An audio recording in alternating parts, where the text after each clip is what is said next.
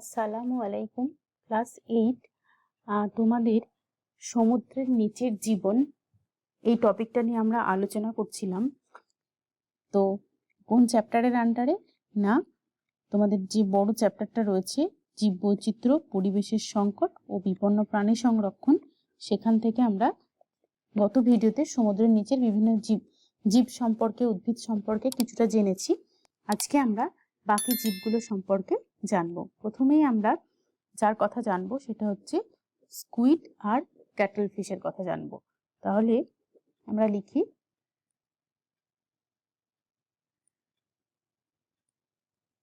Squid এবং কাটল fish.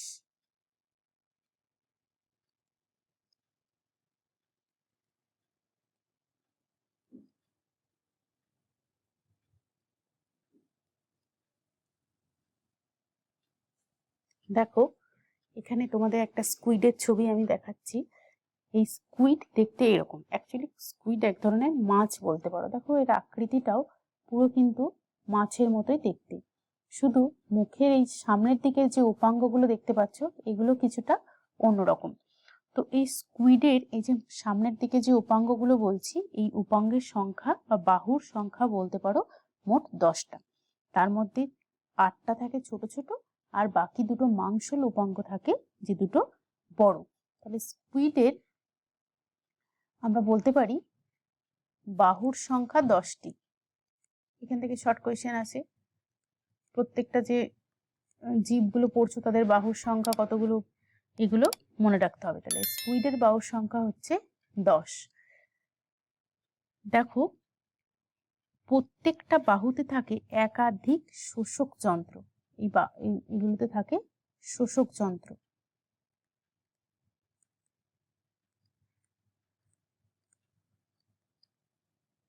একটা না, একাধিক শোষক যন্ত্র থাকে। তো এই শোষক যন্ত্র দিয়ে কি করে না, এরা শিকার ধরতে সাহায্য করে। তো এদের দেহটা দেখো লম্বাটে এবং অনেকটা টর্পেডোর মতো। লেজের দিকে রয়েছে কিন্তু পাখনা, মাছের মতো দেখো বডিটা। আর এখানটা পিছন দিকে যেরকম মাছের পুচ্ছ পাখনা থাকে, এদের ক্ষেত্রেও পিছনে রয়েছে একটা পাখনা লেজের দিকে। শোষক যন্ত্রের সাহায্যে একটু আগেই বললাম এদের শিকার ধরে। যে কোনো প্রাণীর শোষক যন্ত্রের কাজই হচ্ছে কি না, কোনো প্রাণীকে শিকার ধরতে সাহায্য করে। এদের ক্ষেত্রেও তাই, প্রাণীকে শিকার ধরতে সাহায্য করে। এরা আক্রান্ত হলে কি করে না, বাদামি কালির মতো একটা তরল জিনিস ছিটিয়ে জলকে ঘোলা করে শত্রুকে বোকা বানিয়ে পালিয়ে যায়। তো আগেও আমরা এরকম অক্টোপাসের ক্ষেত্রে দেখেছিলাম, ওরা ব্লু ইঙ্ক ছড়িয়ে দিচ্ছিল। এরকম সামুদ্রিক প্রাণীদের এই ধরনের বৈশিষ্ট্য আছে। আমরা গত ক্লাসে বলেছিলাম যে এরা কি করে না, নিজেদের আত্মরক্ষার জন্য ম্যাক্সিমাম সামুদ্রিক প্রাণীদের দেহে কি থাকে না, ইঙ্ক গ্ল্যান্ড থাকে, যার সাহায্যে এরা বিভিন্ন প্রাণী বিভিন্ন রং ছিটিয়ে দিয়ে কি করে, মানে সমুদ্রে যে জল সেটাকে ঘোলা করে অন্যান্য প্রাণীদের থেকে শিকারে বা যাতে আক্রান্ত না হয় সেজন্য ছুটে পালায়, বা সেটা থেকে ওরা কি করে না নিজেদেরকে আত্মরক্ষা করে। তাহলে এদের বডিতে কি রয়েছে না, বাদামি কালি। তাহলে এদের যে ইঙ্ক গ্ল্যান্ড সেটা হচ্ছে বাদামি রং কি করে, এদের আত্মরক্ষাতে সাহায্য করে।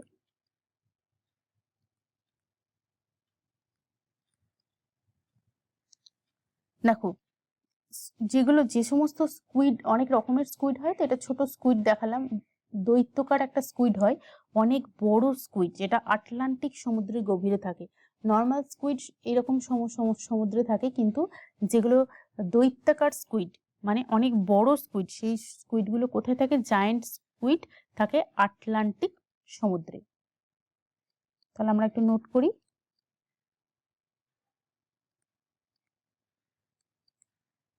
আটলান্টিক সমুদ্রে থাকে। তাহলে যদি শর্ট কোয়েশ্চেন হিসেবে আসে দৈত্যাকার স্কুইডের বাসস্থান কোথায়, তাহলে বলতে হবে আটলান্টিক মহাসাগর বা আটলান্টিক সমুদ্রে।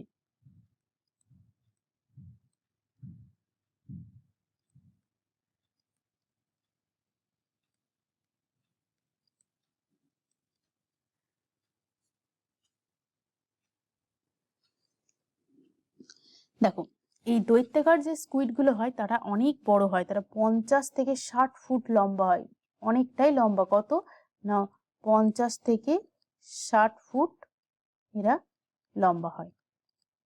দেহের মধ্যে আছে কি না অনেকটা বর্ষার ফলার মতো দেখতে ক্যালসিয়াম ঘটিত একটা শক্ত জিনিস, মানে অনেকটা কি বলবো ফলাই বলতে পারো, যেরকম এদের মুখের মধ্যে রয়েছে এই মাংস লোপাঙ্গ, ঠিক এরকমই বর্ষার ফলার মতো দেখতে একটা ক্যালসিয়াম কার্বন বা ক্যালসিয়াম ঘটিত একটা শক্ত জিনিস এদের রয়েছে, যেটা কি করে না এদের কোনো কিছুকে শিকার ধরতে বা নিজেদেরকে আত্মরক্ষা করতে সাহায্য করে।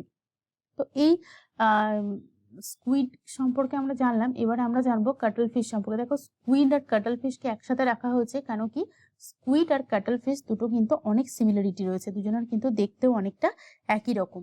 তো দেখো এখানে একটা ছবি আমি তোমাদের দেখাচ্ছি, এটা হচ্ছে কি কাটল ফিশ। দেখো কাটল ফিশটা একটু ওটা যেমন মাছের মতো দেখতে, এটা একটু চওড়া মাঝখানের যে বডিটা, কিন্তু সামনে দেখো এদেরও মাংস লোপাঙ্গ রয়েছে 10টা, আর পিছনে ঠিক লেজের দিকে পাখনা রয়েছে। এদের যদিও পার্শ্ব পাখনাও রয়েছে, কিন্তু এদের লেজের দিকেও পাখনা রয়েছে। তো এটার সাহায্যে এরা সাঁতার কাটতে পারে। আর এই সামনের যে তোমার বাহুগুলো রয়েছে এতে শোষকযন্ত্র থাকে, আর এটার সাহায্যে এরা কি করে না শিকার ধরে। আর এদের বাদামি গ্ল্যান্ড থাকে, সেখান থেকে কি করে না ইং গ্ল্যান্ড থেকে ইং ছড়িয়ে জলকে ঘোলা করে শত্রুর আক্রমণ থেকে নিজেদেরকে রক্ষা করে। এবার দেখো এই যে স্কুইড বলো বা কাটল ফিশ বলো, কাটল ফিশকে বলা হয় স্কুইডের আত্মীয় বলা হয়, একই টাইপের দেখতে বলে। তো এই কাটল ফিশের ক্ষেত্রে একটা কি বলবো পার্টিকুলার জিনিস, যেটা যেমন ক্যালসিয়াম ঘটিত শক্ত জিনিস, এই যে সামনের দিকে যে বাহু গুলো রয়েছে এগুলো ক্যালসিয়াম ঘটিত হওয়ার কারণে এই ক্যালসিয়াম ঘটিত শক্ত জিনিস সহজেই সংগ্রহ করা যায়। কারণ যখন এরা মারা যায় বা এদেরকে যদি শিকার করা হয় কোনো অন্য প্রাণী, তখন তো এদের যে ক্যালসিয়াম ঘটিত জিনিসটা থাকে সেটা শক্ত জিনিস, সেটা সমুদ্রের নিচে বা সমুদ্রের কোনো একটা সাইডে এগুলো অনেক বেশি পরিমাণে জমা হতে থাকে। এবং এই যে জমা হওয়া জিনিসগুলো যেগুলো ক্যালসিয়াম ঘটিত শক্ত জিনিস, সেগুলোকে বলা হয় সামুদ্রিক ফেনা। এবং এগুলো অনেক বেশি দামি জিনিস, এবং এগুলো থেকে অনেক আরো অন্যান্য জিনিস তৈরি করা হয় বলে এগুলো অনেক বেশি মূল্যে বিক্রি হয়, এবং এগুলোকে বলা হয় সামুদ্রিক ফেনা বা সমুদ্রের ফেনা নামে বিক্রি করে। তাহলে পরীক্ষায় প্রশ্ন আসতে পারে সামুদ্রিক ফেনা বা সমুদ্রের ফেনা কি। সমুদ্রের ফেনা হচ্ছে কি না সমুদ্র ফেনা কি না সমুদ্র ফেনা বলবে যে স্কুইড বা কাটল ফিশের দেহে যে ক্যালসিয়াম ঘটিত শক্ত জিনিস থাকে, সেই ক্যালসিয়াম ঘটিত শক্ত জিনিসটা কি হয় না সমুদ্রের নিচে জমা হয়ে সেটা সামুদ্রিক ফেনা আকারে জমা হয় এবং সেটা বিক্রি হয়, কারণ সেখান থেকে আরো অন্যান্য দ্রব্য তৈরি হয়। তাহলে সামুদ্রিক ফেনা কি জানা গেল। এবার আমরা যে সামুদ্রিক প্রাণীটা সম্পর্কে জানবো, সবাই মোটামুটি তাকে চেনো, তার নাম হচ্ছে হাঙর বা শার্ক। এবার আমরা জানবো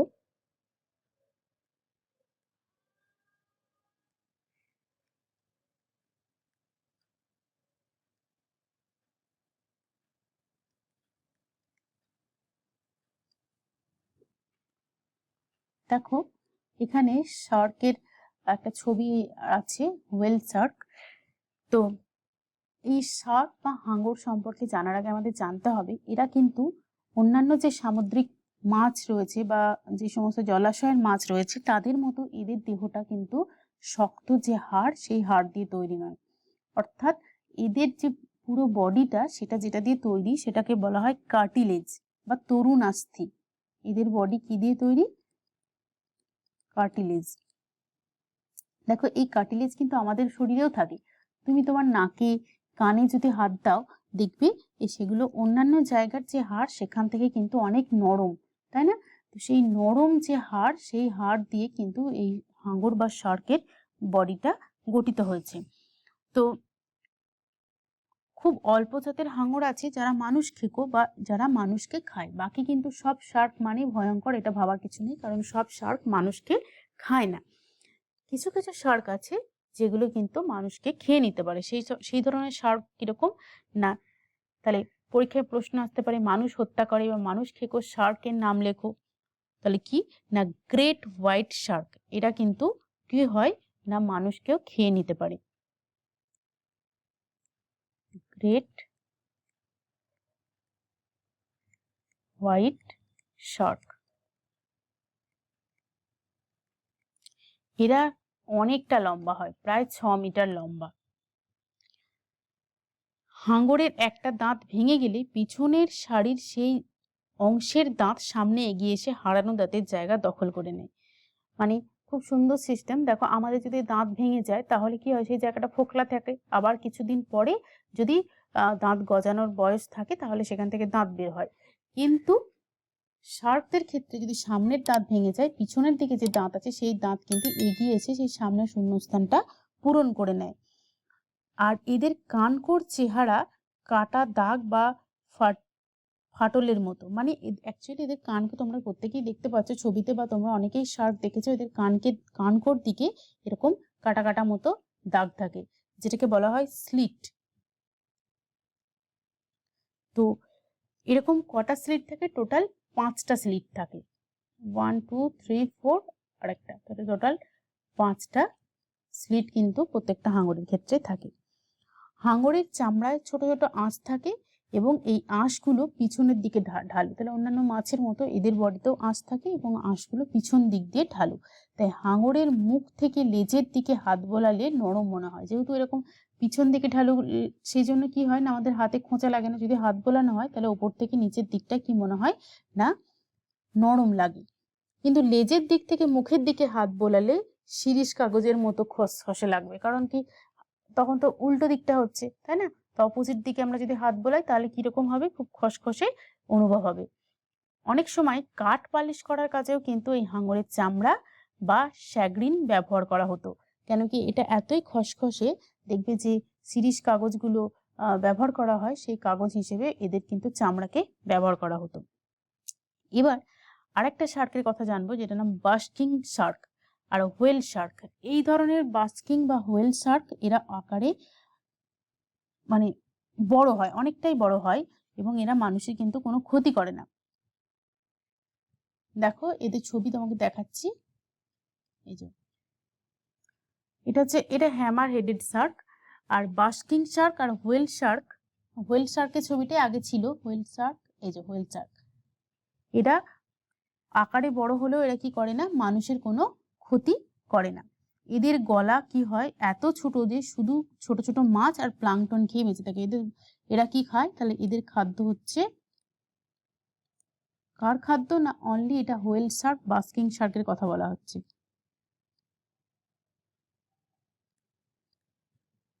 বাস্কিং আর হোয়েল, এদের খাদ্য কি না এদের খাদ্য হচ্ছে ছোট মাছ আর প্লাঙ্কটন। দেখো এরা শার্ক হওয়া সত্ত্বেও কিন্তু এরা খুব ছোট ছোট প্রাণীদেরকেই খেয়ে বেঁচে থাকে। তাহলে যদি প্রশ্ন আসে যে হোয়েল শার্ক বা বাস্কিং শার্কের খাদ্য কি, তখন বলতে হবে ছোট মাছ আর প্লাঙ্কটন।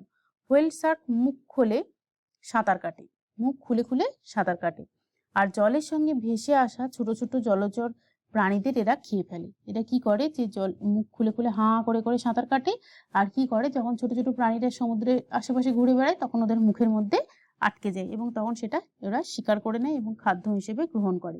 এদের কানকো ছাঁকনির কাজ করে। দেখো এদের খুব সুন্দর একটা সিস্টেম রয়েছে, এদের কানকোটা ছাঁকনি, কানকো দিয়ে জল বেরিয়ে যায় এবং আটকে পড়ে যায় যে সমস্ত প্রাণীরা, তারা ওই কানকোর মধ্যে হাঁ করে যাচ্ছে, তো তখন এদিক দিয়ে ঢুকে যাচ্ছে, বাকি যে জলটা থাকছে জলটাও তো ঢুকছে, সেটা কানকো দিয়ে বেরিয়ে যায় এবং যে সমস্ত প্রাণী ওটা খায় সেই প্রাণীগুলো মুখের মধ্যে আটকে যায়। হোয়েল শার্ক তখন এদের খেয়ে নেয়। অধিকাংশ হাঙর বাচ্চা প্রসব করে, কিন্তু কোনো কোনো জাতের হাঙর আবার ডিমও পাড়ে। তাহলে নর্মালি হাঙররা কি করে না বাচ্চা প্রসব করে, ম্যাক্সিমাম বা সাধারণত এরা এটা করে, আর কিছু কিছু ডিমও পারে, ডিমও দেয়। দেখো তাহলে আমরা হাঙর সম্পর্কে জানলাম, এরপরে আরেকটা হাঙর সম্পর্কে জানবো, সেটা হচ্ছে হ্যামার হেডেড শার্ক। এই হ্যামার হেডেড শার্ক যে কথা বলা হচ্ছে, এরা কিন্তু দেখতে খুব ভয়ঙ্কর। এদের মাথাটা একটা বিরাট হাতুড়ির মতো, দেখো মাথাটা একটা পুরো মনে হচ্ছে হাতুড়ি, এটা একটা হাতুড়ির ডান্ডা আর এটা হাতুড়ি যেটা দিয়ে আমরা ঠুকি। তো এদের মাথাটা একটা বিরাট হাতুড়ির মতো, যার দু প্রান্তে দুটো চোখ থাকে, এই প্রান্তে একটা চোখ, এই প্রান্তে একটা চোখ থাকে। এই হাঙর কিন্তু মানুষ খেকো হতে পারে, এরাও কিন্তু মানুষকে খায়। তাহলে হ্যামার হেডেড শার্ক, আর কোন শার্কের কথা জানলাম না, গ্রেট হোয়াইট শার্ক, এরা শুধুমাত্র মানুষ খায়, বাকি কিন্তু এরা ছোট ছোট প্রাণী প্লাঙ্কটন খেয়েই বেঁচে থাকে। ঠিক আছে, বেশ, তাহলে শার্ক সম্পর্কে আমাদের মোটামুটি জানা হলো। এবার আমরা জানবো আরেকটি সামুদ্রিক প্রাণী, তার নাম হচ্ছে তারা মাছ বা স্টার ফিশ। এটা সম্পর্কে তোমরা অনেকেই ছবি দেখেছো এবং অল্প বিস্তর জানো।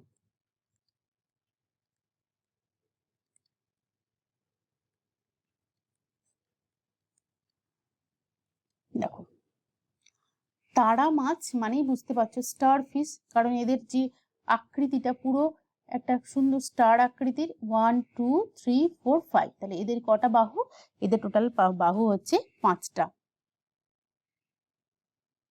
বিভিন্ন প্রাণীর বাহুর সংখ্যা কিন্তু আমরা বিভিন্ন দেখলাম, অক্টোপাসের 8টা দেখেছিলাম, স্কুইডের 10টা দেখেছি, আর তারা মাছের বাহু হচ্ছে 5টা।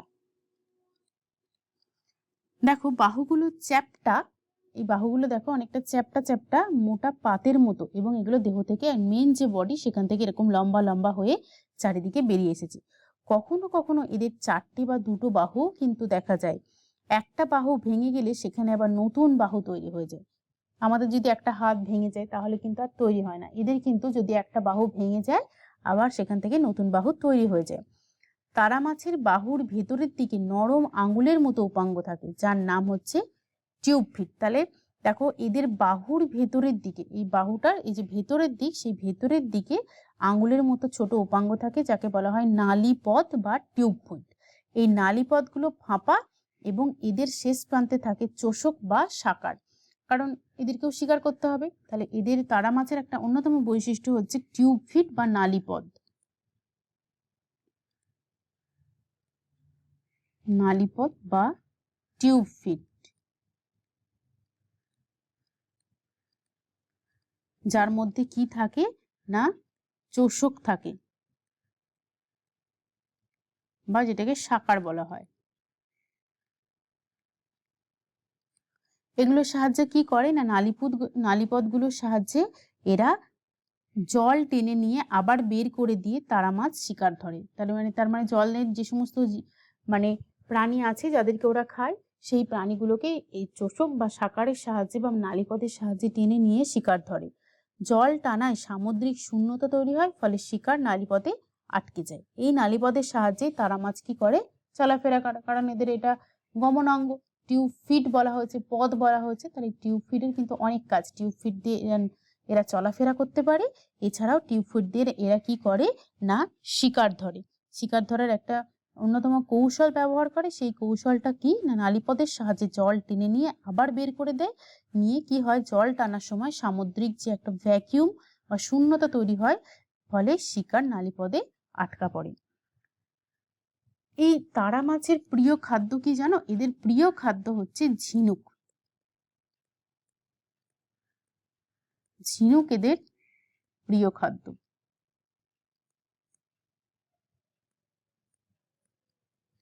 কোনো ঝিনুকের সন্ধান পেলে এরা কি করে, নালীপদের সাহায্যে ঝিনুকটাকে আষ্টে পৃষ্ঠে জড়িয়ে ধরে, ফলে ক্রমাগত টান পড়ার ফলে ঝিনুকটা বাধ্য হয় খোলকের ভেতর থেকে বেরিয়ে আসতে, এবং তখন সেটা এরা খাদ্য হিসেবে গ্রহণ করে।